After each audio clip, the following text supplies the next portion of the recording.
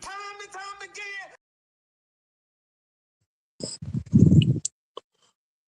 Well, catfish, chicken grease, and all that's in between. What's happening, people? It is Monday on Originators Monday. I'm coming to you from the side of the six-man King Styles. Mm-hmm. And let me go ahead and swap this out. And on your screen, right, you know him as the Mad One, Senator Mad Mike Sports in the building. Yeah. Yep. And like I said, man, if you're confused,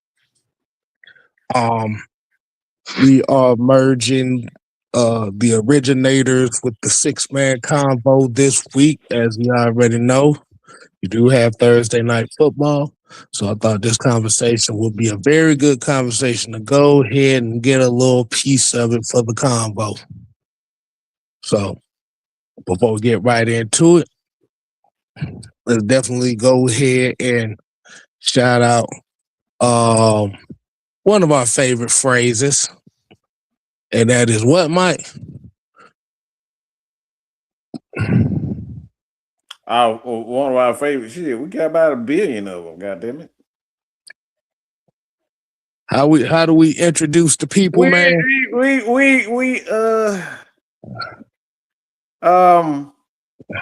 How do we introduce people?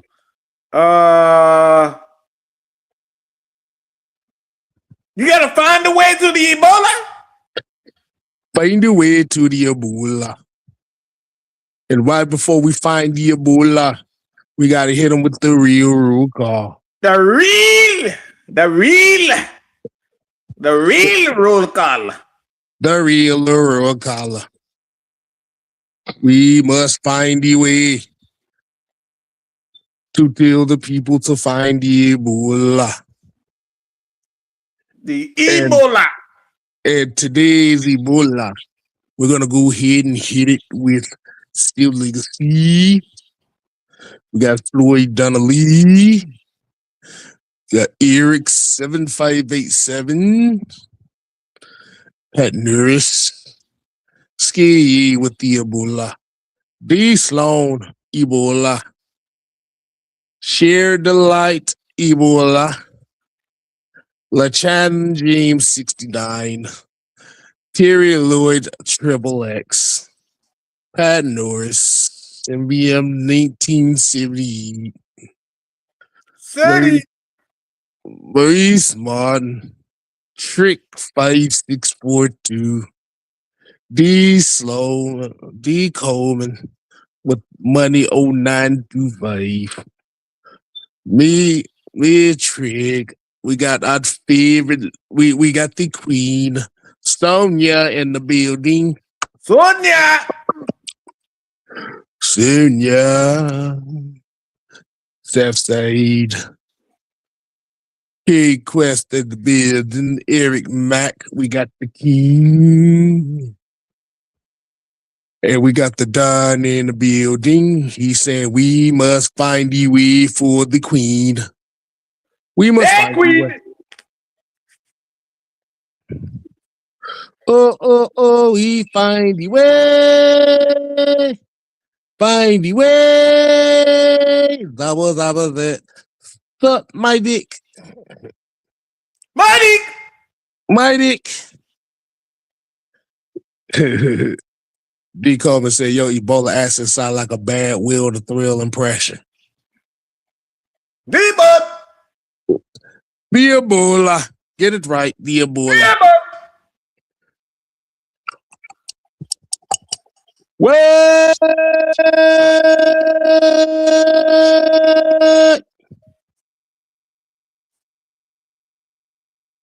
D-Way. Find you what? Find you what, Mike? D-Way. D-Way. All right, let's for real. Let's go ahead and get right into it, man. I can't do that goddamn accent all day.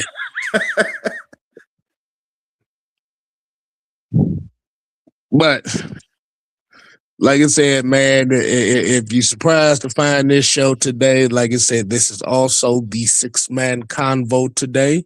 As once again, I will say we have Thursday night football. So, like I said, man, we just gonna go ahead and get it out the way this week. All right, Mike, man, what's going on? How we feeling this Monday after what the hell we saw yesterday? I wish I could find another way to do something, but shit, I The guess way it won't happen. we must find the way. Can't find a way after what the hell we saw. There is only one way. There's only one way. Man, Mike, you know there's only one way. Why? There's only one way. That is the way. That is the way. There's only one way. The way. And it's been pretty awful. Nah, yeah, that way has been god awful this year, man. I ain't gonna tell you no lie. How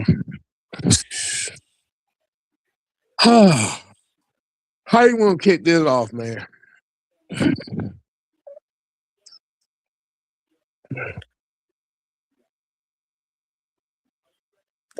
I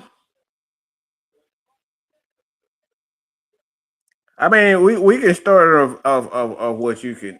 We can. Yeah, let's just get you. Yeah. Yeah, we already starting off with a $5 super chat from Terry Lloyd, man. He's sitting over here and he is coming with a direct quote from one of my 86-year-old pop, from my 86-year-old pop. He said, all for giving a brother a chance, but Raheem couldn't run bathwater. He got to go. Jesus. We got old school talking about he can't run bathwater. Damn, not bathwater. Jesus Christ. That's what he just said. You can't run bathwater.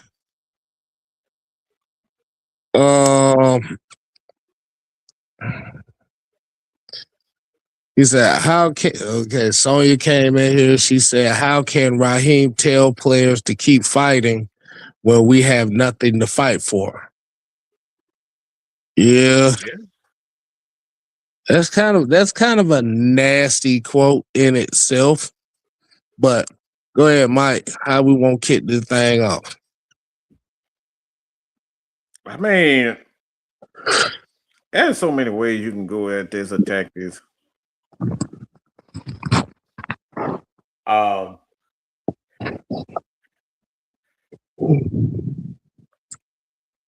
It's my thing is looking at this. Like this makes you want to punch him in the face when you talk about fighting. Mm. Well, Leo said Raheem's wife need to find a way to my room. You want mayonnaise on your elbow with that? Mm-hmm. Obviously he does. He wants some mayonnaise on his elbow. But go ahead, Mike. But he how the hell you find like you're trying to tell people to fight now?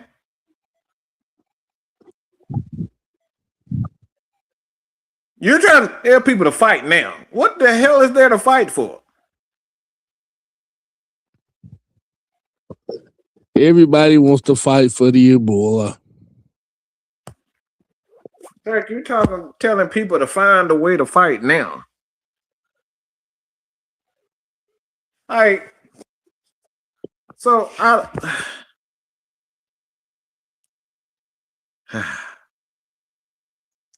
Raheem is the number one cause of stress, high blood pressure, and suicide in this city. Good God Almighty. Good Lord. Good gracious. Oh my God. What? Wow. And then I heard something like this. As like I said, I saw a quote where Raheem said that Mr. Blank is behind him. There's no doubt that Mr. Blank is behind him. I'm just like, sir, Mr. Blank might like you, but there's no way you can convince me that he's 100% behind you at 4-9.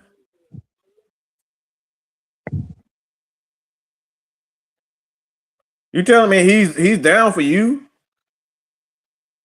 That goes against everything that he said. Talking about that he's behind you. I'm telling see if I can find the quote. I'm looking for this quote. Because I think that quote is funny as hell for him to say that.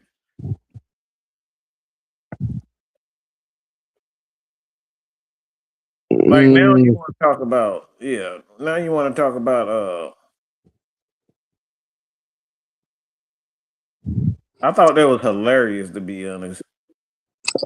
The king said everybody wants to come out and say, "Oh, get rid of him.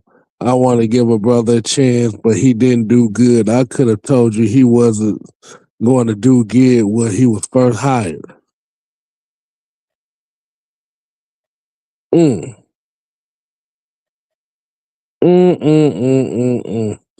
Well,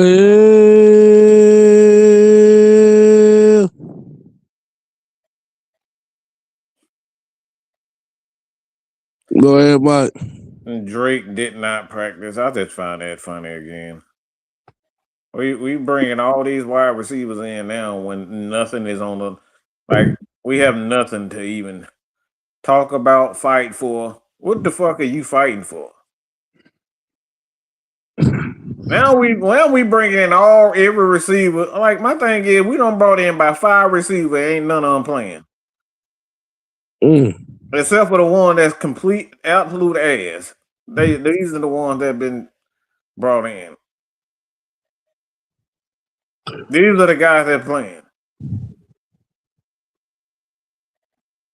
So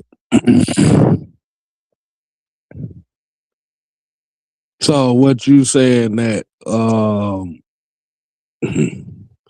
Rahimothy King himself is hell bent on David Seals? That's what you're saying? David Seals, bro. So I'm glad you brought. Let me just go ahead. I'll get to that. So we got about a clip that we want to show you guys. So let's play this clip real quick, and then we'll go from there. You had been hesitant to sort of do anything dramatically different given so many close losses. Does a loss like this change your approach? Do you feel like you need to do something to change your approach in some dramatic fashion? You always look at yourself first. We always look at each other inward first. And I always do that every single game. It's like the dramatic things that you guys are looking for. I don't know what those things are. But you always got to look inward. You always got to figure out what's best for the football team and try to figure out a way to win this football game. And the things that we had sought out to try to win this football game, we did not get accomplished. We had to go get turnovers on defense. We had to maintain the ball, get to stay on track, which we're not able to do. And on special teams, we had to make it more about us, and we did not do any of those things. So when those things happen, the game got out of hand.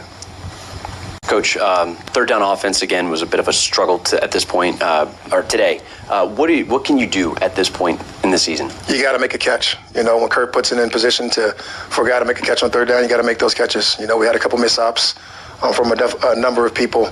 Had a couple really good looks at it. Obviously they made some plays as well on their defense. A couple plays that they made as well. But when you have an opportunity to move the chains and really get it going, you got to get those things going. And particularly on the 3rd and 1, we weren't on 4th down, but you got to be able to move the chains that way. You got to be able to do those things. And then some of those second half third downs are kind of ridiculous. The situation that we put ourselves in, and you can't allow those things to happen. Raheem, just to clarify on the Mooney play, when you say you thought there should have been a call, you thought there should have been a call on a defender, either a PI or a illegal contact? Call it whatever you want. Illegal contact, you call it a PI, at that moment.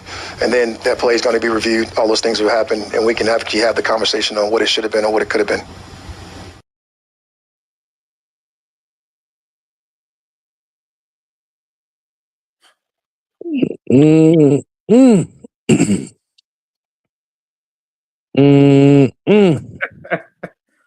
So, Kel, what about that clip? that I bothers mean, you? If there's something about that clip you find interesting? my thing is on those words that was used. Um, like I said, the obvious was stated on a multitude of things, especially when you're talking about the wide receivers catching passes towards the quarterback and being able to convert on third down and stuff. This is a little obvious stuff that has kind of been one of that multitude of reasons why the Falcons season have gone the way it has. But it was certain particular phrase that was in that clip that I do have a question on. And it was the question on dramatic solutions. And it was the thing where Raheem answered the question about doing things dramatically, and he was like, I don't know what that dramatic thing, what you want me to do. Mm-hmm. And that right there, it kind of, like I said, that's kind of like the highlighted number of words that piqued my interest. Mm-hmm. So when I hear about dramatic things and doing things that could win, essentially what you heard from the interviewer is dramatic things could be said in a multitude of ways, as far as you rather firing somebody, which is the most extreme, you know, taking play calling duties away from, or kind of managing those play calling opportunities for Zach Robinson, or like you said, benching players like David Seals, who's really gave you nothing. Being able to elevate a Chris Blair or Nick Nash, guys that's been on your roster since the beginning of the year. Taking away snaps from Ebikedia, taking the snaps away from certain guys that haven't played well. It just sounds like to me that Raheem is so hell bent on being such a player's coach that he doesn't want to offend anybody in the locker room by benching them.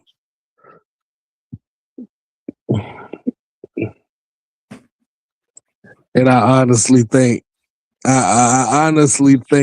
with that phrase, he's kind of running scared right now. Yeah. The crazy part about that statement is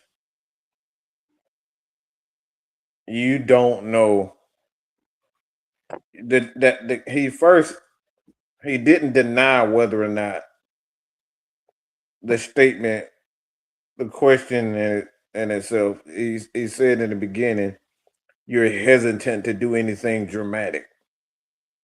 What? He didn't deny it. He pretty much said, I don't know what you mean by dramatic. Bro, shut the fuck up, okay? That's a bullshit lie. You know exactly what the fuck he mean by that. These guys have asked you.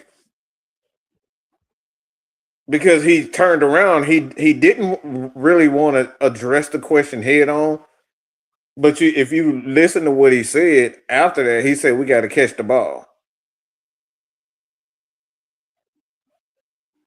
You're unwilling to do anything. He didn't say we got to switch things up to maybe simplify so these guys can get in the rhythm. He didn't say any of that.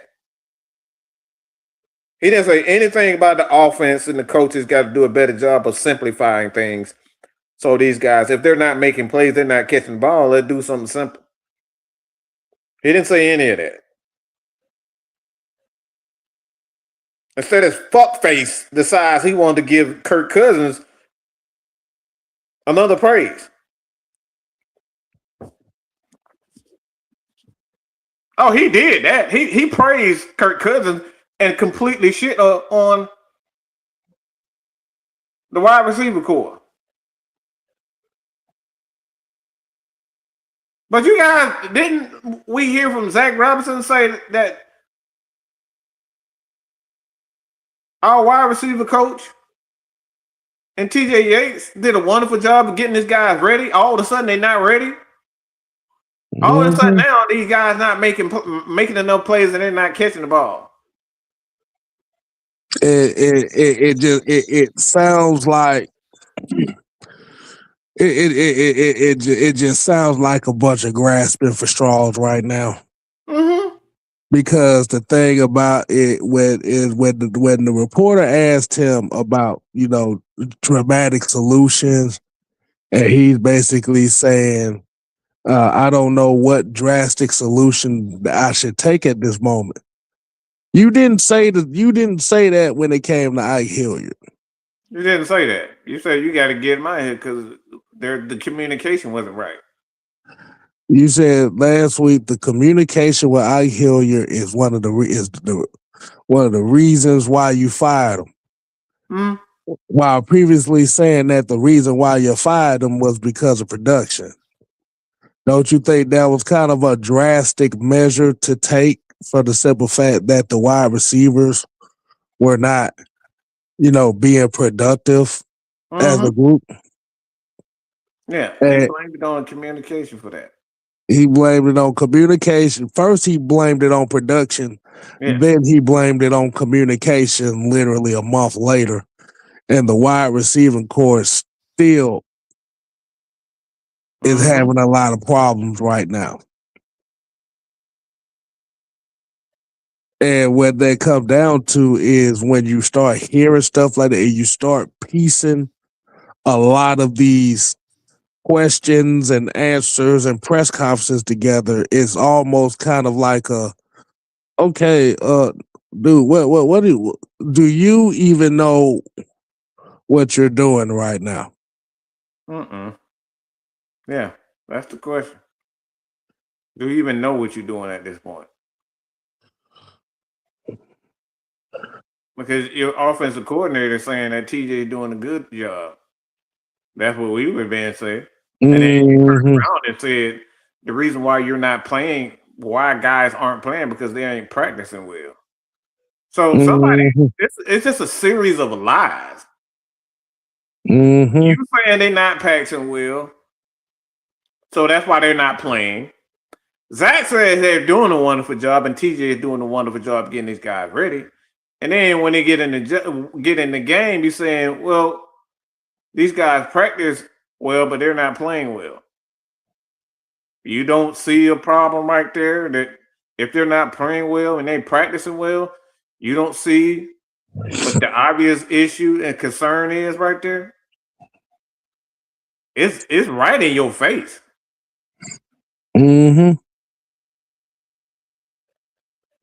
You said these guys practice well, and then when they get in the game, they don't play worth a damn. So my question comes down to that is, what the hell are y'all practicing? Yeah.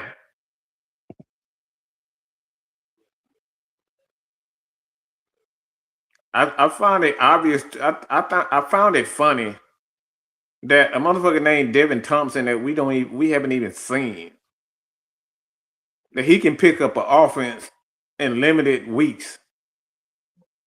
He ain't been on this. Look, I don't know where the hell he's been. Maybe on the practice squad, but I haven't seen him. And then in a couple of weeks, you throw him in there. Chris Blair, Nick Nash, all these other wide receivers that you got. Casey Washington, he's been healthy for the past 2 weeks. Guess where he been? Scratched. A healthy scratch.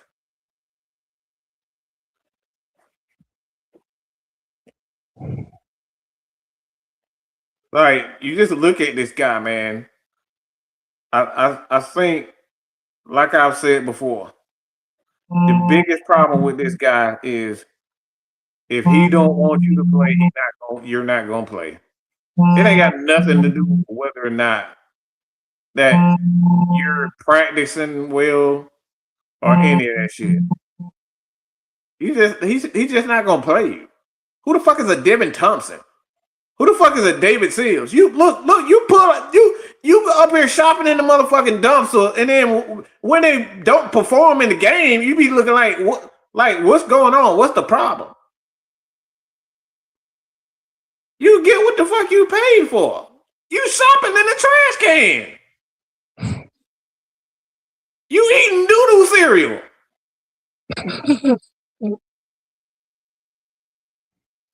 Your tacos got burrito. Look. Your tacos got look, got hair all in the damn in the taco. Your tacos with mayonnaise, mustard, and ketchup. Okay, that's what your tacos are looking like right now. You ain't even playing with real. You ain't even got the real taco sauce. You got ketchup, mayo, and mustard for your tacos. And then you wonder when you bite into it, it don't fucking taste like a taco. No crap. Mm-hmm. Your ingredients ain't even real ingredients. This is stuff we talking about. No, I said doo-doo cereal. He eating doo-doo cereal. Okay, I'm not talking about Cocoa Puffs. I'm talking about real doo-doo. Okay?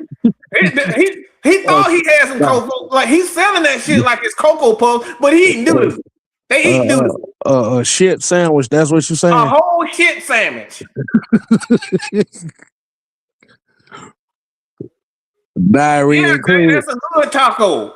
Like, he ain't even, like, that ain't even a real taco. Diarrhea included.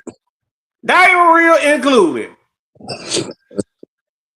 And you're wondering why these guys aren't performing. Like, it's the craziest crap. And Diamond here said if he wants to play you, he will. That's why I feel like it was Raheem who kept Bertrand on the field. I don't think that had anything to do with Ulbrich. But he's a bitch if he is allowing that. Because Ulbrich he's been a productive linebacker in his career. He's been very productive. I'm not saying he was the greatest, but he was a productive player in his time. So he knows when a linebacker is good or not. You know what I'm saying? So my thing is with that, like, that's still problematic in its own right. Because if you know JD Bertrand is not good, then why are you continuously trying to put him in? Like, the thing is, this is the problem we have. How many times have we seen anytime D'Angelo Malone, when he had an opportunity to play, he made plays, right? Mm-hmm. And he didn't even get back in. JD Bertrand gets smoked every time he on the field, but he keep throwing them out there. How many times have we seen T1000? Is Troy Anderson even alive? Because I haven't heard nothing. I haven't heard if he's injured. I haven't heard if he's on the IR. I just haven't heard anything. So I'm just trying to figure. I want to put an APB out. Is Troy Anderson even still alive? Man, we have not heard any of this. Anything. That's the crazy part about it. Nothing.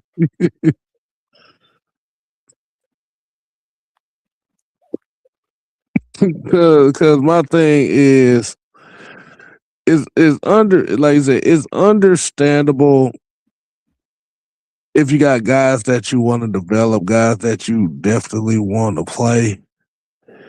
Every coach has their particular guys that they want to play. Whether we like that decision or not. But the thing about it is that the guys that he wants to play are guys that are literally not being productive at all. Nothing. David Seals, at the end of this game, would be on the field for almost 400 snaps at wide receiver. 400 snaps, you guys. 400. On average, a wide receiver at 400 snaps, on average, would be at least 25 catches, maybe 350 yards, 400 yards, maybe. David Seals is right around 8 catches, barely below 100 yards in 400 snaps. There's a problem right there. Like I don't understand people. I don't understand how people are not really like that is a major problem. This guy had 400 and some opportunities to catch a pass, and this dude has caught the ball less than 10 times in a year. 400 snaps. We in week 15. Okay? Week 15. We're talking about 400 offensive snaps. Offensive snaps. And we got David Seals out here.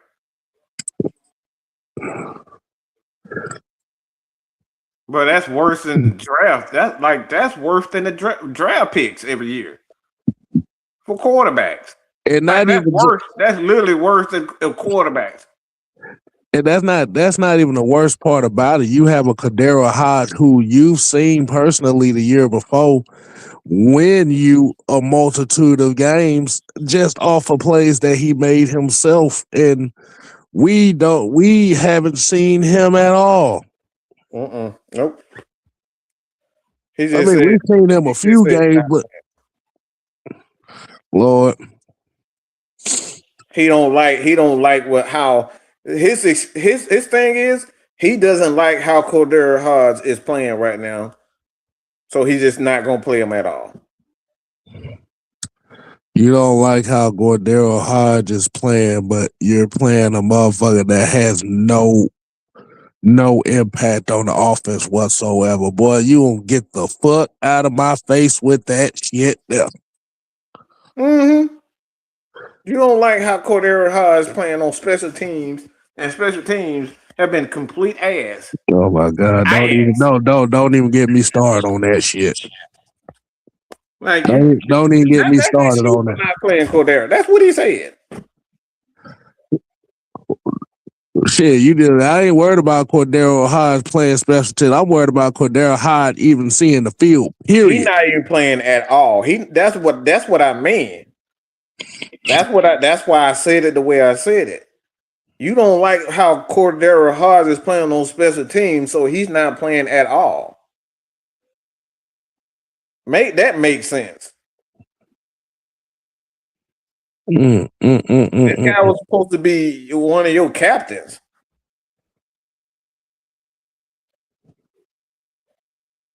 Special teams captain, one of your special teams leaders. We see him Agnew damn near trip over his own feet every time. Look, this motherfucker here, Agnew, he's the real Magoof, okay?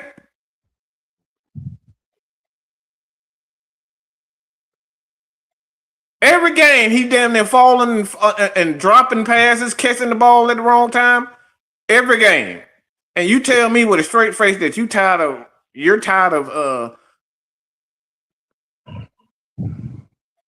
Cordero Hodge? You talking about a Cordero Hodge who caught the game-winning touchdown against Tampa last year early in the week. The same Cordero Hodge who in 2 games last year made special teams plays that either helped you win the game and keep you in the game against New Orleans and Vegas. Cordero Hodge, who's been on this team for as long as he's had, because he always seems to come up with catches, critical catches at certain times of the game. You're talking about that Cordero Hodge? Mm-hmm.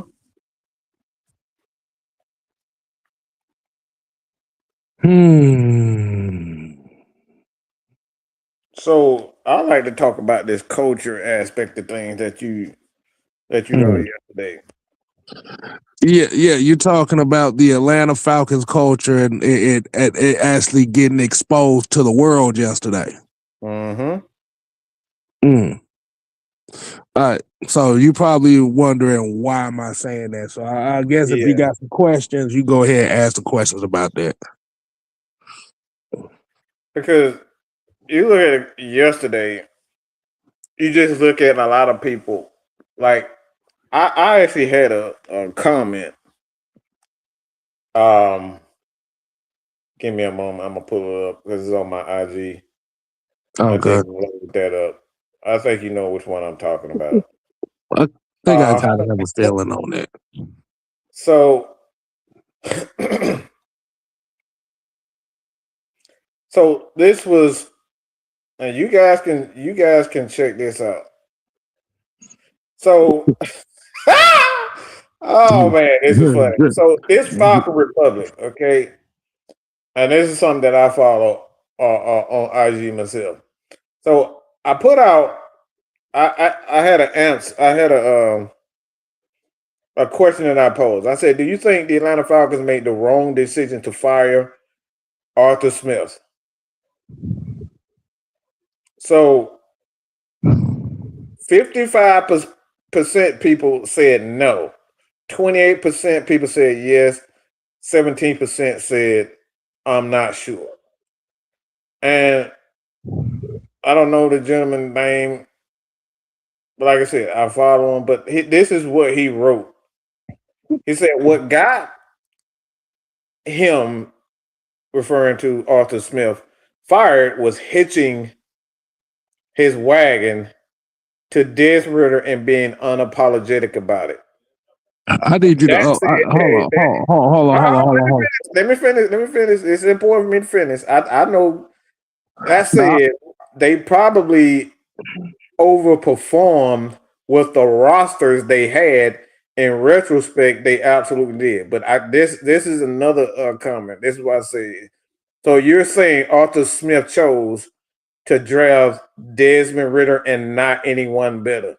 He responded by saying, "That I don't know.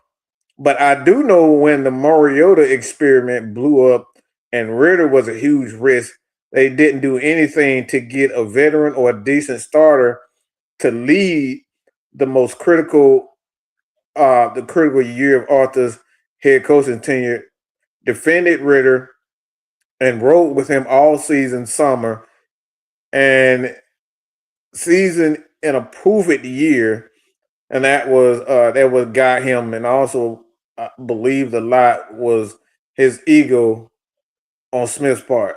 And there's another part about it. He had a lot to say about it, about that, but that don't. But again, he said that he doesn't know, but he's essentially pretty much saying that, and that statement, Kill. See, I need that uploaded on the screen so we can go ahead and break that down with the people. I got you. That just sounds like a whole bunch of bullshit to me. But we need that on the Summer Jam screen because I want to ask everybody: do you want K Styles to break this shit down? Because that sounded wild. That shit sounded all over the damn place. So I must have this on the screen so I can break this down. What's going on, Eddie? How you doing, man? Dude. So put a 1 in the chat if you want to see this shenanigans and you want us to break this shit down where y'all want to break this down with the 6 man. Because, like I said, it's funny that you say this. All I said that the Falcons make a mistake firing him. And then he goes into that. It's like, but like I said, it's funny that these people are saying this.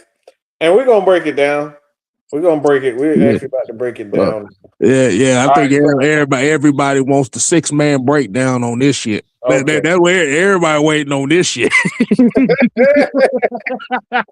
Okay. I guess that's my niche, Mike. I guess people like me breaking folks' comments down. I guess that's a good part of the show, I guess. Yes, it is. Because I don't believe that motherfucker literally sat there and said all that shit. Yeah.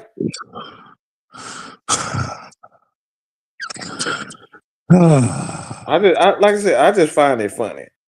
I got my thoughts on it, on why it's being particularly said, but the only reason why I don't want to say them yet because that's why I say I want to put it on the screen. Okay. Let's look at Hold on, this. hold on. Let me see.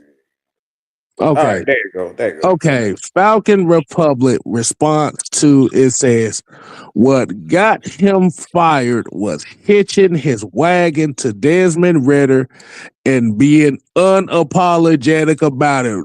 That's where he fucked up right there. Mm-hmm. Oh, Lord have mercy, Jesus Christ. He hitched his wagon on Desmond Ritter and was unapologetic about it. That said, they probably overperformed with the rosters they had. In retrospect, they absolutely did. See, right there in bold letters. Hitching his wagon to Desmond Ritter and being unapologetic about it. That says a lot right there. Yep. So what Falcon Republic is basically saying is that Arthur Smith was an asshole. He's a fucking jackass. He's a jackass. That's what his problem with. And then for some reason, it's very interesting that a lot of people in Atlanta, biggest issue with Arthur Smith was he was a jackass.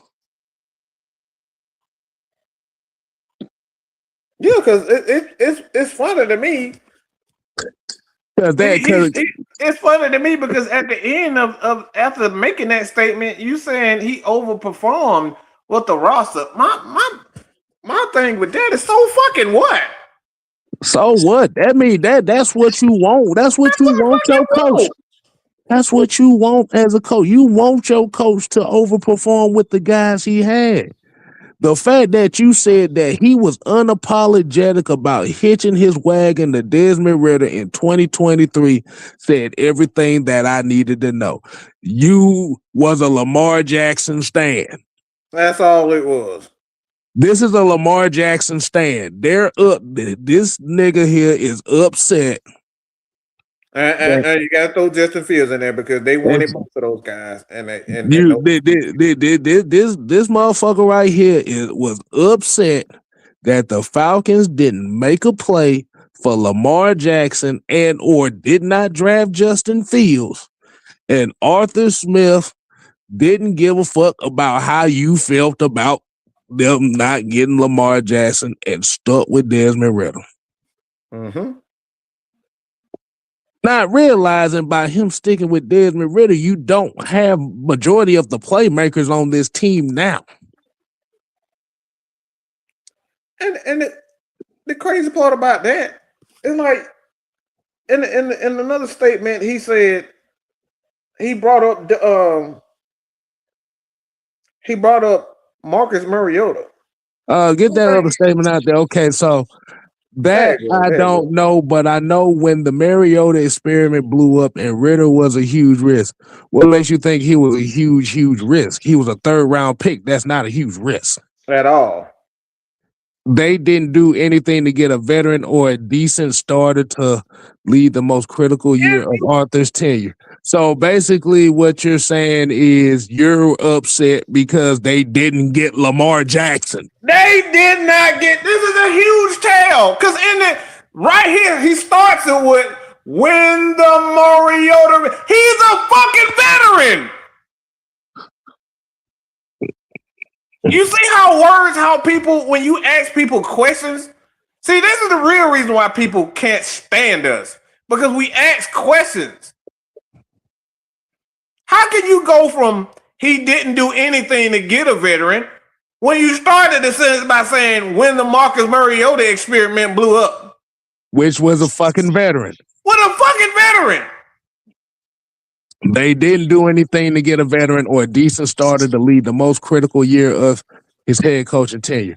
He defended Ritter and rode with him all offseason, summer, and season in a proven year, and that's what got him. I also believe a lot of that. Go ahead, I'm sorry. Hold on, and that's why I believe a lot of that was ego on Smith's part. So basically, what Falcon Republic just showed y'all on the screen was Arthur Smith got fired because they didn't get Lamar Jackson. That's it. because it's even crazy for him to say, Kev, that he stuck with Desmond Ritter when that's not true. Desmond Ritter, he was benched one time. He was benched for a whole month. Yeah. And then they brought him back in. So that's not even true. These statements ain't even true. You brought in a veteran so you can develop Ritter. But the veteran ended up playing like horse crap, and he came in when he brought him in. Desmond Ritter actually played well. I think he had like a 300 game after that. Yeah, he had a couple 250, 300 yard games. Yeah. I know he had I think he had I do 300 yard games. Yes. I know he had 300 yard games that year, I think. And Mariota quit on top of it. So y'all talking about like he just stuck with Desmond Ritter. It's like, look, that's not even true. He didn't stick with Desmond Ritter. When Desmond Ritter started struggling, he took his ass out the game. Mm-hmm. Like he benched him. He didn't want to start. He didn't want to start Ritter. He wanted to develop him slowly. But because Marcus Mariota didn't do his job, he was forced. That sound familiar? Forced in the situation he had. That sounds very, very familiar, Granddad. That sounds like Kirk Cousins and Michael Penix to me. Kirk Cousins, huh? That's exactly what happened.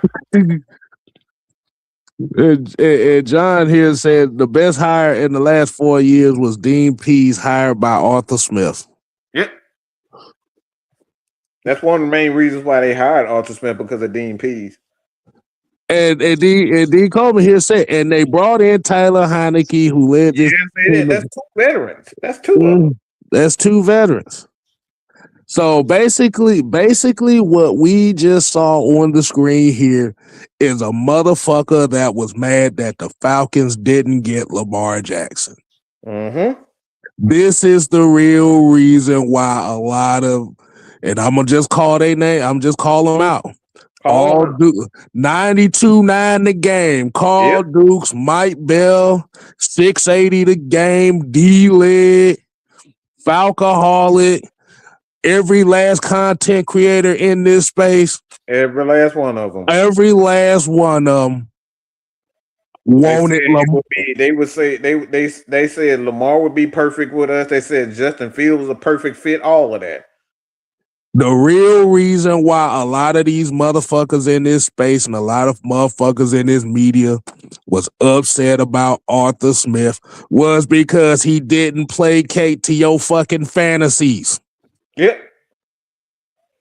We literally played a clip on this show literally a couple weeks ago where they had an interview about 680 the game. They said the biggest reason why they didn't like Arthur Smith because he was snarky.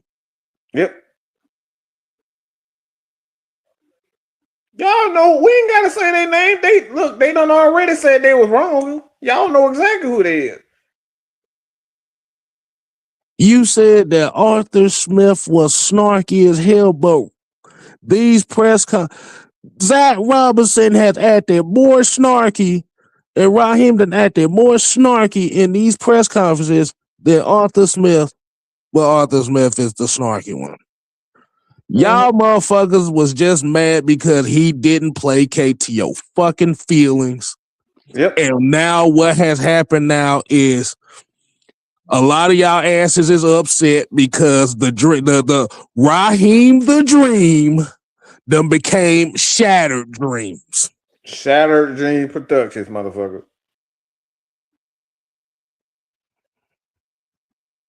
Let me say that again. Y'all asses is upset with Raheem Morris now because Raheem the Dream became Shattered Dreams. Mm-hmm. And you thought that being a nice guy, being a representative of the city, which I'll call culture, was going to lead the Atlanta Falcons to the fucking playoffs, and we on the verge of a potential 4-13 season based on the way we playing right now. Mm-hmm. With a better team than we had in 2023. Get the fuck out of my face with that shit there. Y'all wanted a guy that was going, like I said, Kev, they wanted to placate to your feelings, and y'all want, and I was talking to Kev about this. All y'all want is for the foul. You want to have somebody in there like Raheem. He's going to placate to y'all feelings and make y'all feel as though that y'all are being listened to and heard. Raheem Morris represents comfort. He's a comfortable face. He ain't gonna be out here. He ain't gonna be out here talking shit. He ain't gonna be out here. And like I said, and D-Led is who I'm definitely disappointed in because he's the main he's the main one that got one of the main guys that got Arthur Smith up out of here. Yep. Because he didn't. The main one complaining. He didn't like the fact that Arthur Smith wasn't being nice to him.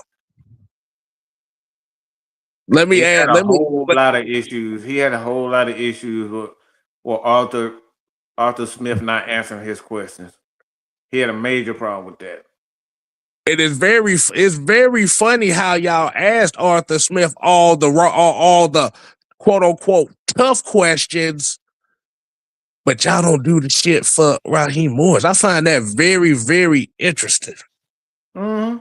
I find that interesting.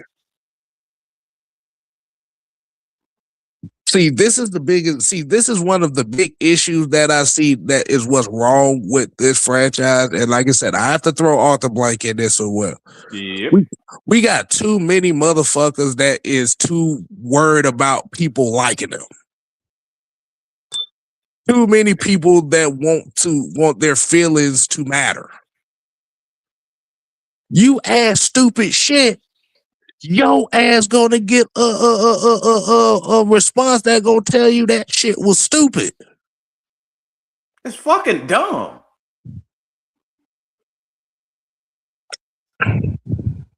How else do you want me to respond to people just need to catch the ball? When your plays, like my thing is, he's saying that we're only struggling because they just need to catch the ball. You don't think that shit sounds snarky as fuck? That's snarky as fuck. You're playing. Look, see, y'all can't tell me about Northerners. Y'all can't tell me about Northern motherfuckers. My mom graduated high school from Brooklyn, okay? In Brooklyn. Before she moved here and had me. But that's where she went to school with. A lot of my family is up in New York, up in Jersey. A lot of them. So y'all motherfucker can't tell me nothing about wordplay and the mentality of Northerners. When they come down to the South, and you motherfuckers who from Atlanta and from the South know how them New York motherfuckers be. Them Northern motherfuckers. Yeah, exactly. Them New York, Jersey niggas is them some assholes. And I know because I work with quite a few of them. They think they smart. They be saying little shit to you, act like you don't like you not catching on to what the fuck they saying. Mm-hmm. Bitch, I know what that means. And this is what Raheem does. He's from Jersey. I read that shit from I read that on him. He's a smart ass. I've been telling y'all for a long, he's a smart ass. He think he's smarter than everybody because he can talk fast. That right there's a Northerner. Them Northern motherfuckers, that's all they do is talk fast. The very thing that y'all accuse me of being is what exactly Raheem does. Yep. Ding, these ding. These motherfuckers in these spaces accuse me of acting like I know everything while the nigga that they got them worshiping and sucking off the bottom of his nutsack is doing the very thing that they accuse me of doing. Mm-hmm.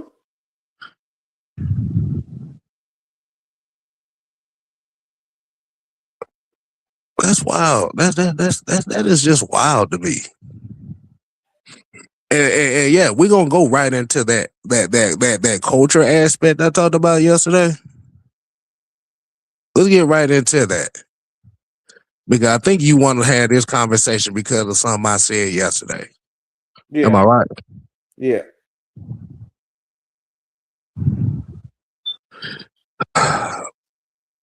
The culture of the Atlanta Falcons right now was put on full display Sunday to the world.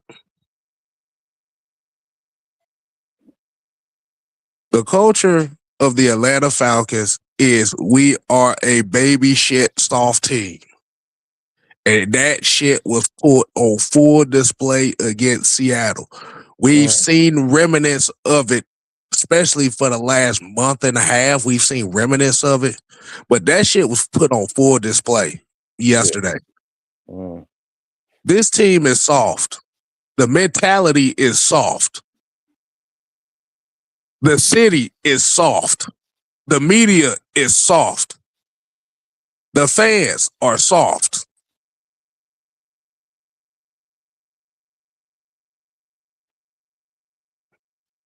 Everything that screams about what the Atlanta Falcon culture is surrounded by a bunch of motherfucking feelings and the need to be accepted by everybody.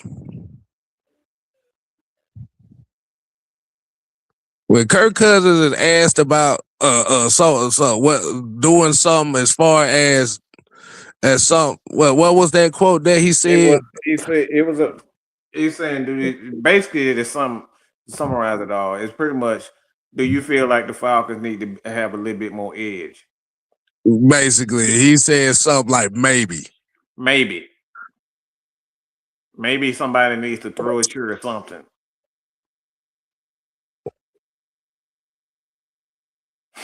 Why would that need to be a question? Why would that need to even be a question? Like it's football. You're supposed to be either throw a chair, throw a helmet at somebody, or throw them across the damn field. It's football. Of course you're supposed to be upset. That Drew said throw a chair across the room. He said maybe. Wait, whoa. That's what he said. That's pretty much what he said.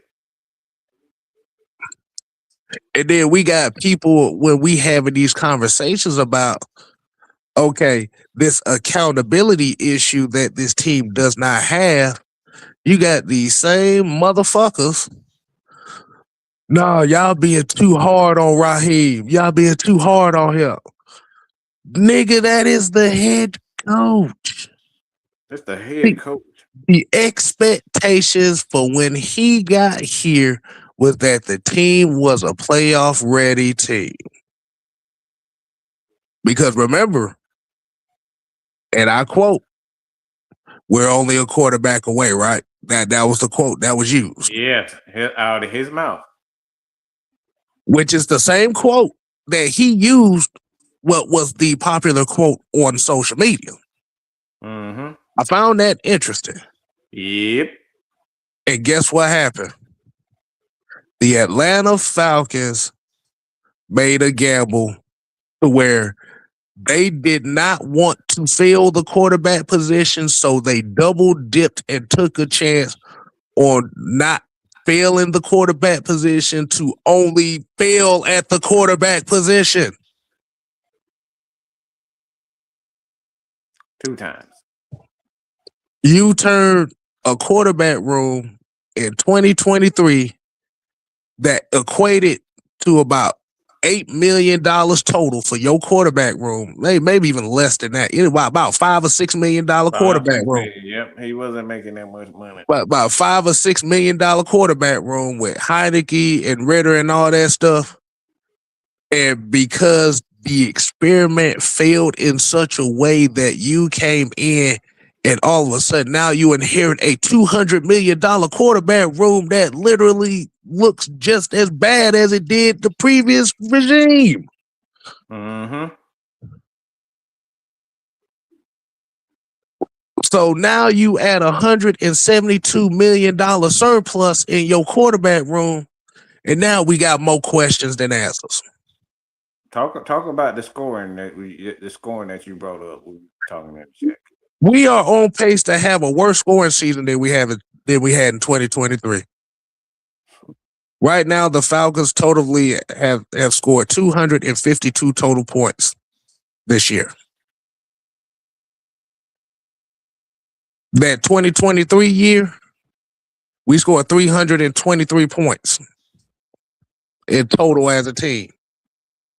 At the rate that we playing right now, we may not even get to that point.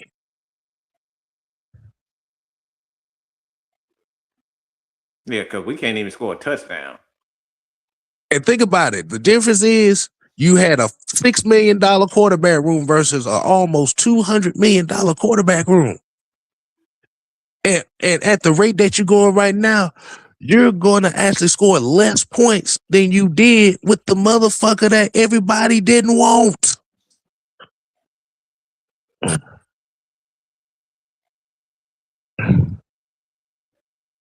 D. Colvin said the financial commitment and draft capital invested made it so much worse than Heineke and Ritter. Yes. $200 million on that alone. And you can't depend on either one of these quarterbacks. Now, granted, the injuries happen. Like I said, I'm not even putting it all on Mike like that because that can happen to anybody. I mean, that can happen to any quarterback. Mm-hmm. So I'm not even sweating that. Like any quarterback could get hurt. I mean, we see it Joe Burrow damn near every other year with him. So I'm not even sweating the fact that Michael Penix may not be the same. You know what I'm saying? Because like I said, Joe Burrow can't stay healthy at all since that Super Bowl year. He always hurt. So those things happen. Right. But the fact that you got two quarterbacks, like the Falcons have two quarterbacks, and they screwed up royally, both of them.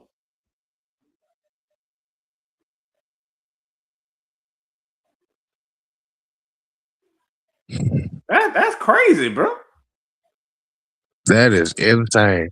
And like I said, and the bad thing about it was, just like what Arthur Smith did in 2023, you came with this elaborate ass plan to do this while not bringing any experienced coaches to coach up the quarterbacks. Nah.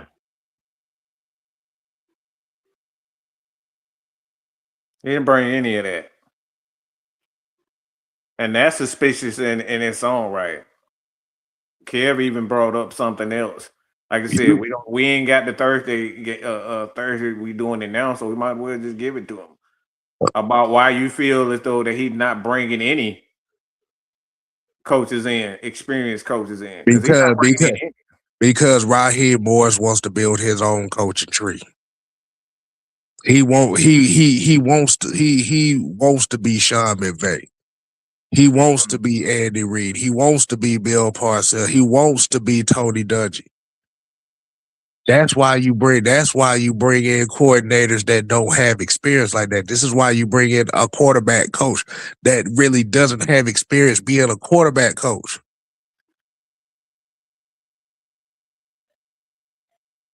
Mm-hmm.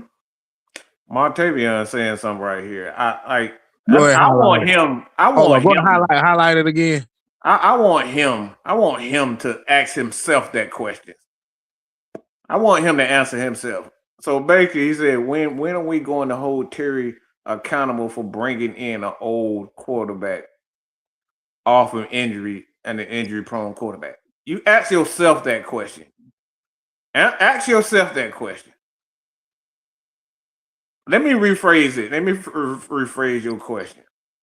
Do you personally believe, in all 100% honesty, that Terry Fontenot was the one that brought in an injured quarterback from college and an injured quarterback in the NFL? You personally believe that he did that? That Terry Fontenot is solely responsible for that? I would love y'all opinions on this.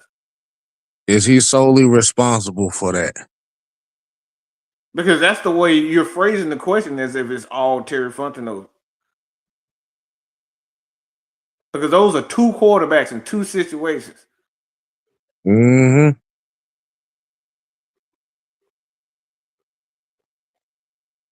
You're Because not sure. I'm gonna tell you my thing. I'm gonna tell you what I think about why that happened. I'm gonna answer his question for him. Mm-hmm. Terry Fontenot on the hot seat because of that shit too. I'm not Yep. even gonna tell you no lie. He's on the hot seat about that shit too. But let me tell you why they did that. They tried to what they did was they tried to bypass the quarterback struggles, thinking Yep. that you was gonna bring in a veteran guy who's put a lot of numbers up in this league and Kirk Cousins, while at the same time bringing in a quarterback like Michael Penix, who is an older cat. So you're thinking that his progression side of things wouldn't take that long. Exactly. What Warren always say, Kev? You cannot bypass the rookie process. The end. They tried to bypass the rookie process. You can't. This is why they're trying to integrate the college system into the NFL, because they're trying to bypass the rookie process. And the problem with that, well, guess what? You got a lot of veteran coaches and a lot of veteran players that have seen every type of scheme there is. So you can't bypass the rookie process in the NFL. And they're finally understanding that, because like this year we don't even like, I think we got like 2 or 3 quarterbacks this year that have like, our top quarterbacks in the NFL are at this point in time. We in week 15. These guys still haven't thrown for 3,000 yards. Not 4,000, 3,000.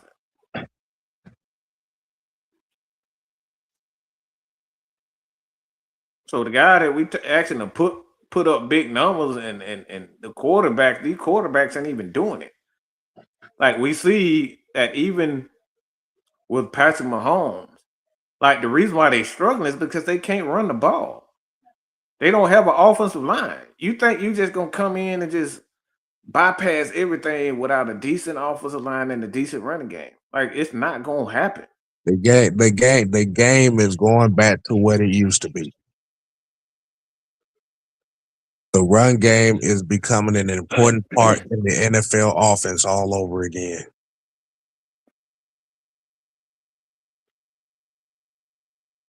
You got to get with the times right now. Mm-hmm. You got to run the ball. We'll never see, in my opinion, we'll never see an era with Matt Ryan, Drew Brees, Tom Brady, Aaron Rodgers ever again. Phillip Rivers, like we'll never see that again. Well, them guys down there putting up for 5,000 together. That's one of the greatest quarterback eras of all time, if not the greatest quarterback era of all time. It's not gonna happen. Joe But Burrow. even go ahead. My bad. no, I'm just saying, even in that era, they still ran the ball. Mm-hmm.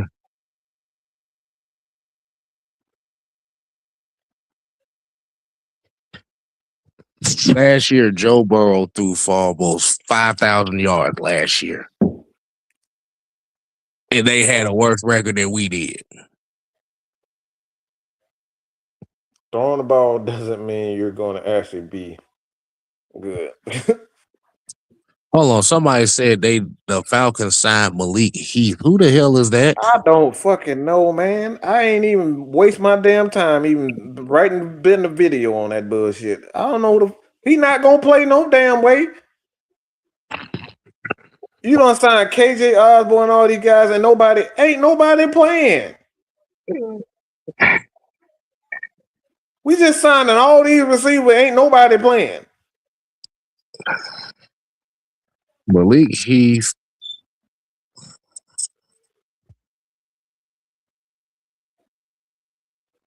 is a wide receiver. Huh? I know he's a wide receiver from Green Bay. I know that, but nobody know who the hell that is. I didn't know who the fuck that was. I ain't even know who the hell that was. I ain't gonna tell you no lie.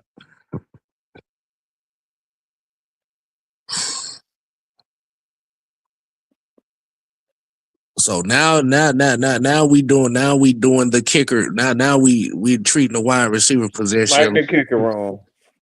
That's like I said, this man is just trying to create a system off a bunch of bullshit so they can look smarter than what they actually are. The thing that they accused Arthur Smith of doing. Mm-hmm. And CJ here said running quarterbacks are now getting injured at an extremely high rate. And I'm gonna say this, and I've seen this talking point before. This is one of the reasons why I would not want no Kyler Murray here in Atlanta. I wouldn't want Kyler Murray here because Kyler Murray hold on. Let me make sure I get these numbers right on Kyler Murray. I just want to make sure. I just want to make sure. I do this right. So I can do this. Kyler Murray has played in all 17 games once. Let me see, because of 2019. So let me see. So this is how I go. 2019, 16 starts, 2020, 16, 2021, 14, 2022, 11, 2023, 8, 2024, 17, this year, 5. Kyler Murray ain't played at least 15 games in a season since 20, only once since 2020. He gets hurt a lot. Mm-hmm. So that's a gamble in itself.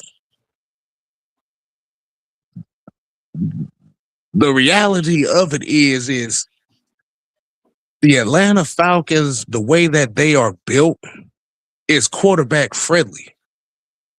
But if you don't have a quote unquote quarterback friendly system, you're susceptible to this motherfucker. All quarterbacks are getting hurt more now than I've seen in a long time. Tell me if that's something that you've seen. Mike, is it like the quarterback? All the quarterbacks are getting hurt now. Yeah, just like what CJ said. And it's interesting that the quarterbacks that are getting hurt is coming out of these spread and air raid offense. These quarterbacks seem to get hurt a lot out of these.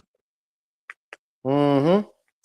It's a reason why Patrick Mahomes is always healthy, y'all. Because they use 13 personnel. They use that pistol to protect them.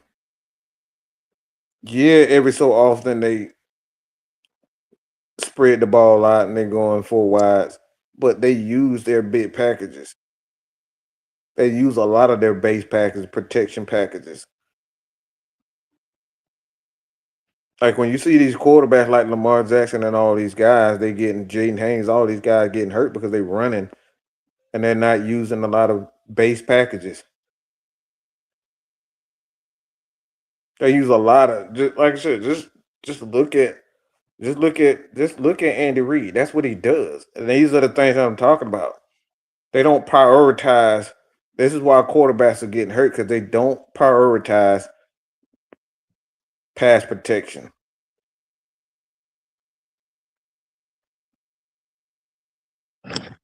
And what has to happen is with these quarterbacks, to protect themselves, they protect themselves with their legs.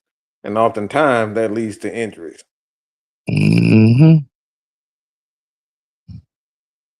So basically what the offensive coordinators are saying, protect yourself. That's what they say. Mm-hmm. But like Vlad here said, and this is kind of my bad, man. You good. But like I said, this I think Vlad here is pretty much kind of saying the same thing that we're kind of on right now. If Penix isn't ready next year, your best bet is to bring in a bridge quarterback and get a high as of a draft pick in 2027 as possible. And like I said, this is the option that has to be on the table here, because What if Penix isn't ready in 2026? Mm-hmm. What is the content? What is the plan for that? You gonna run it back with Kirk Cousins in 2026 if Penix ain't ready? Jesus, boy. Whew. Let me Lord. ask everybody a question. If Michael Penix isn't ready by at least by mid 2026, are you comfortable with the Falcons running it back with Kirk Cousins in 2026?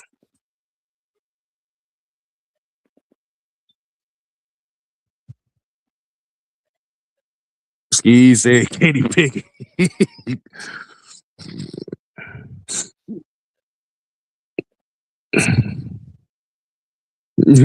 Drew say nope. Man, you don't get the fuck up out my face with no Jalen Miro. Man, like, what the fuck? He can't even throw accurate in college, man. Get out of here. Jalen Miro can't hit a parked car. Get the fuck out of here.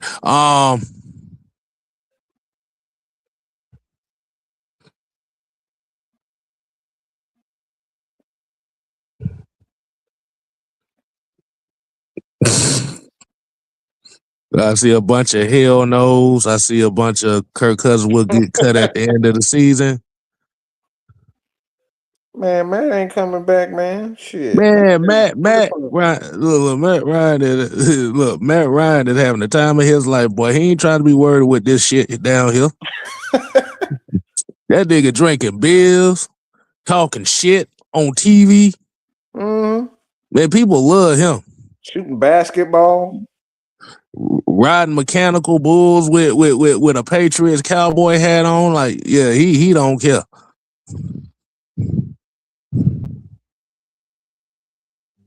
Man, you don't get the fuck out my face with no Mr. 30 for 30. Get the fuck out of here. Y'all only like that shit because he had one good game. Like, y'all see what the fuck Jameis Winston gonna, like, be honest, what the fuck he gonna do with this team? He gonna be a statue just like Kirk Cousins is. That man can't run, bro. Well, y'all see that man wide open playing tight end, catching a lucky pass. Okay, one lucky pass, and then y'all say he wanted to be a quarterback for it. Stop getting caught up in these highlights. Y'all gotta stop getting caught up. He's not good, bro. That's why he a backup. Jameis Winston is at this point in his career is a career backup. That's what he is. Jameis Winston right now is nothing more than a walking meme. He's entertaining. He's entertaining. All. The whole point is it's about developing. Like, y'all motherfuckers want quick. This is not quick. This is why we in the position we in now. You got to develop your own quarterback. Like, y'all want quick fixes. All I hear is guys that we need guys that's gonna get in here and give us no. It ain't that many quarterbacks that's gonna come in here and really do that right off rip. Develop your own quarterback. What's wrong with that? Why y'all everybody want a fast, quick approach? We just literally saw with Justin Fields. We told y'all with Justin Fields, he wasn't good. Okay? We said that. Jameis Winston already had 2 chances to be a quarterback. He failed both of them. And now all of a sudden, he's supposed to do it for us when he failed 2 times after a year and a half because he was with New Orleans. Mm-hmm. We forgot that. Mm-hmm. He done had like 3 chances.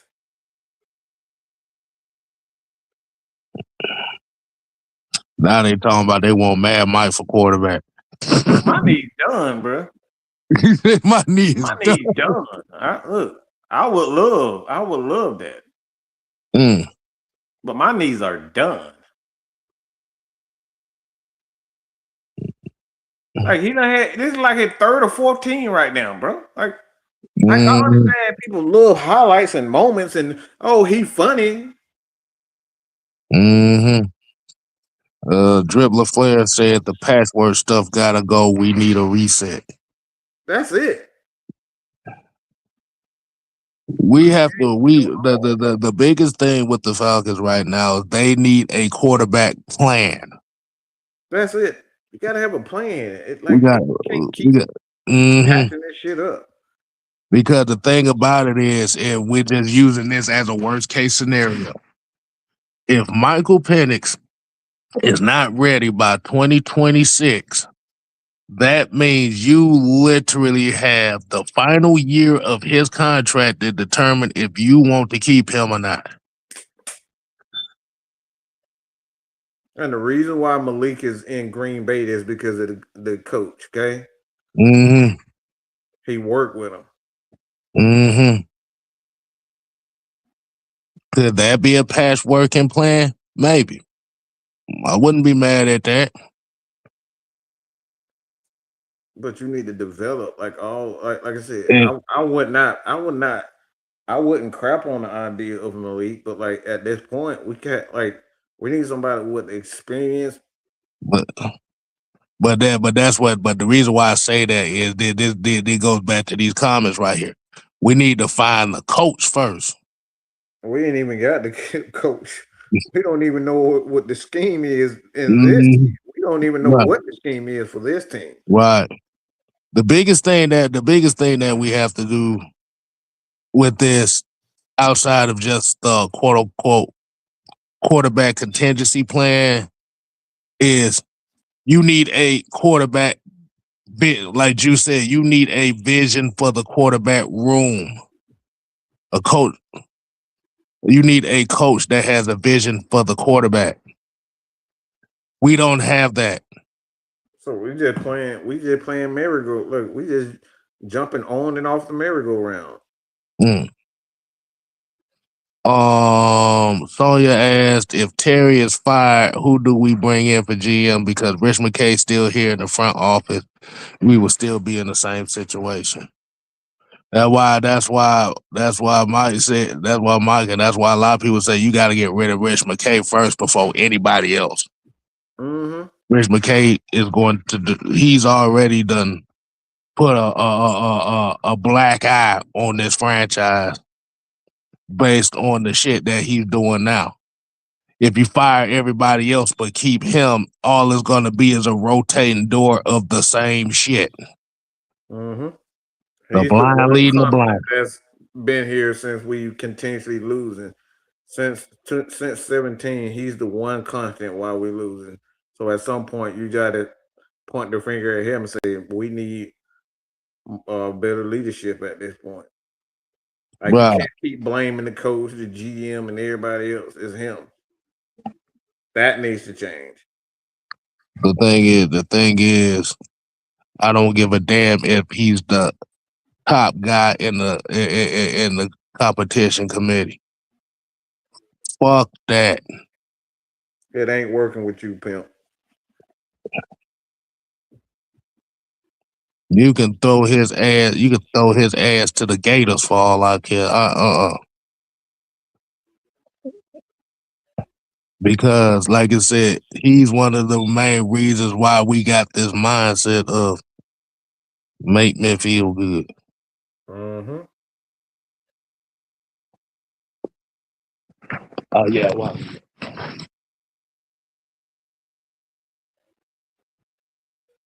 But this conversation actually went longer than what we. Yeah.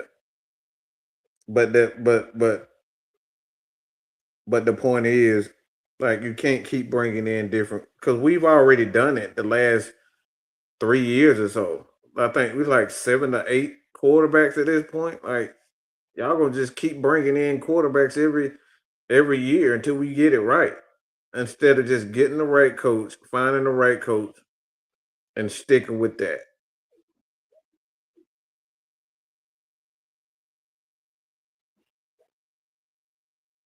And he said, I want somebody Rich McKay doesn't like at this point.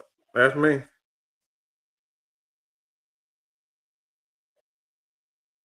We need that right now. And like I said, that's the biggest problem with this right now. We need a complete jackass. Yeah, that's the reality of it, though, man. A lot of people don't realize that all this shit talking about we need to be loved and we need to be accepted by the media. A lot of people don't realize y'all are really sharing the Rich McKay ideology right now. So as much as we complain about Rich McKay, a lot of people are more like Rich McKay than anything, and I know that's something that they don't want to hear. Mm-hmm. Like I said, 92.9 a game, the AJC 680. They were the ones who clamored for Justin Fields need to be the guy. They was clamoring all, for that. all these Falcon media motherfuckers. Y'all are the reason why the Falcons are in this predicament right now. And y'all could tag all them motherfuckers. You can let them motherfuckers know we said this over here. Let them say something about that. All these motherfucking radio stations down here, all these reporters, all the media down here is the reason why the Falcons are in the predicament they are now. We value niggas liking us more than the team actually being successful.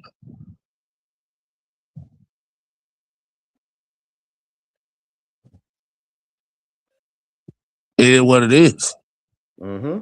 And until they get to a point where they sitting here trying to, the number one thing is to build something from within that we could be proud of instead of trying to build something that's going to appease to outside sources, we'll never be able to get over the hump. That's all I got to say on that, man. That's it. Look, we don't say it at all. We say it at all. Until we get over this as a fan base, y'all got to get over the quick fixes. And I'm talking about everybody in this chat too, because I've seen a lot of people ask for people that's for quick fixes. Y'all don't want to develop a system 3 years for 3 year plus. It has to be in 2 years. We're not winning in 2 years. If the quarterback ain't good in 2 years, y'all ready to trade and y'all ready to spend every dime y'all have. Y'all gotta be real with yourselves as a fan. This shit is not. It took Falcons 4-5 years to develop Matt Ryan. Matt Ryan was drafted in 8. He didn't really get good until 4 or 5 years later into the NFC Championship. 4 years. It took us 4 years to get to that point. To get to the NFC Championship with Matt Ryan. But y'all want it after 2 years.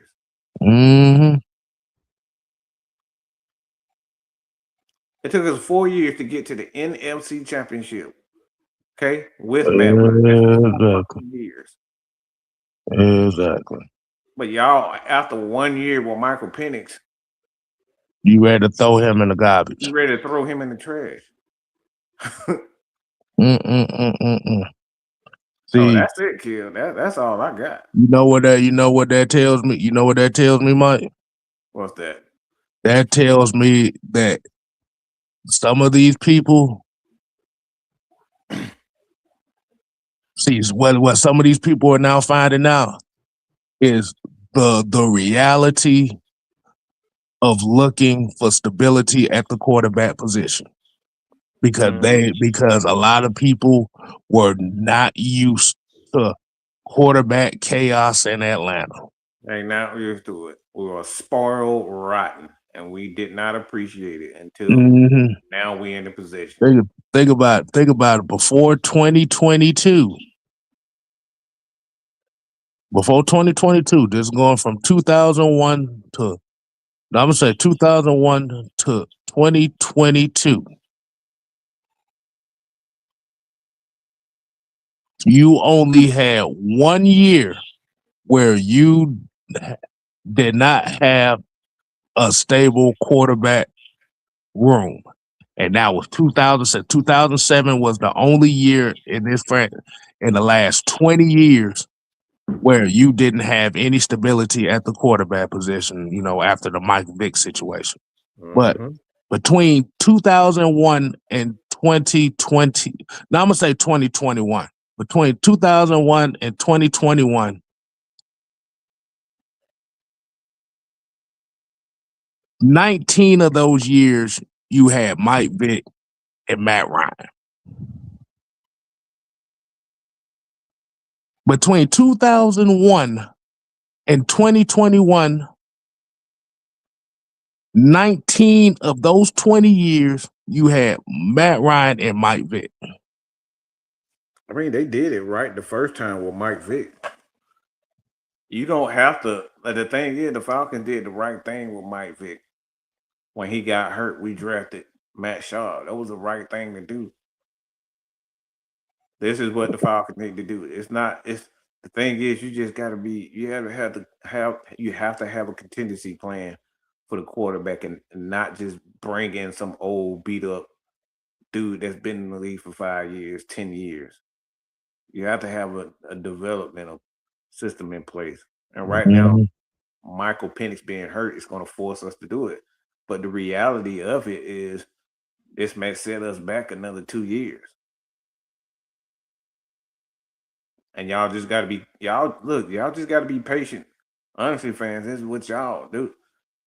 We're not going to get it quick, fast, and a hurry. Unless our defense become the 2000 Baltimore Ravens defense, 2001 Baltimore Ravens defense, it's not happening quick.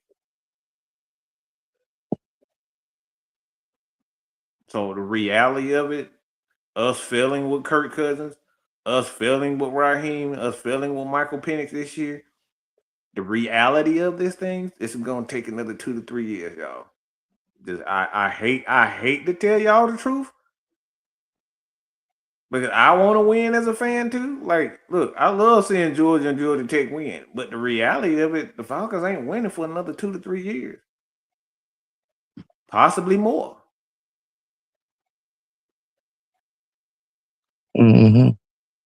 And you asked the question: do we have the coaching staff to develop a quarterback? Absolutely not.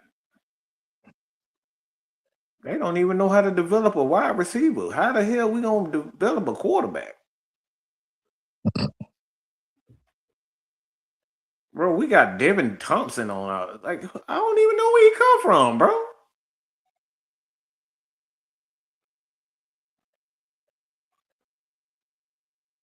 That shit is wild.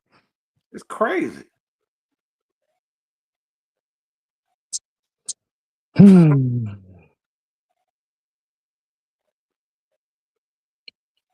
So, guess we gonna go ahead and get up on out of here, man. That's it. I ain't got nothing else. That's all, man. Like I said, we'll be back Wednesday. The heavy hitters, man. I appreciate everybody for continuously supporting us. We got the announcement out there, kid. You want to throw that out there? What our announcement with the heavy hitters? We finally got the go ahead. Basically, we back on the partnership. Yeah, I think he is. Kev just accidentally took himself out of the chat. Kid, I accidentally threw himself, but go ahead. Yeah. There you go. You accidentally threw yourself out there. Yeah, I'm sitting here. I'm trying to back out some shit. I'm sitting here trying to back out of shit, and accidentally hit the wrong thing. I done did that plenty of times. That's how I knew you did it. But yeah, like you said, man, we back to getting super chats and memberships on the Heavy Hitters Live channel. Like you said, man, so if you want to go ahead and throw your support over there on the channel, like you said, man, it's back up and running. So we definitely appreciate everybody as usual for showing the support. You talking about 86 myself, boy. Damn, that was an 87. That was a 187. Oh man. He said, Dirk said, ain't no damn announcements. Oh boy. I should have played that up like, damn it, Dirk. Nah, but like I said, man, we back to getting the super chat going on and getting some members over on the Heavy Hitters Live channel. Like I said, man, we definitely appreciate everybody for the continuous support, not just for 6MK Live, not just for Mad Mike Sports, but for everybody involved with the Unholy Alliance. And like you said, man, we just love the fact that despite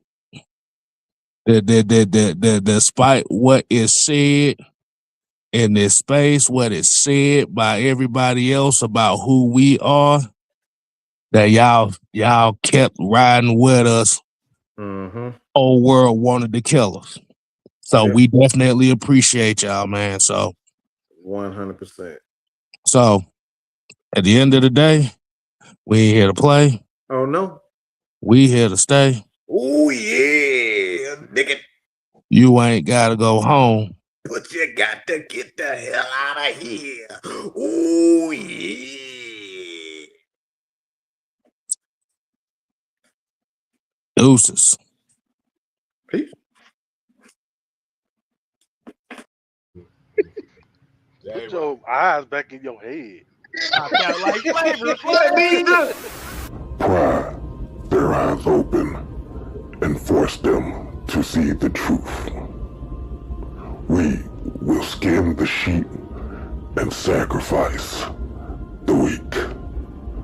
The Unholy Alliance has arrived.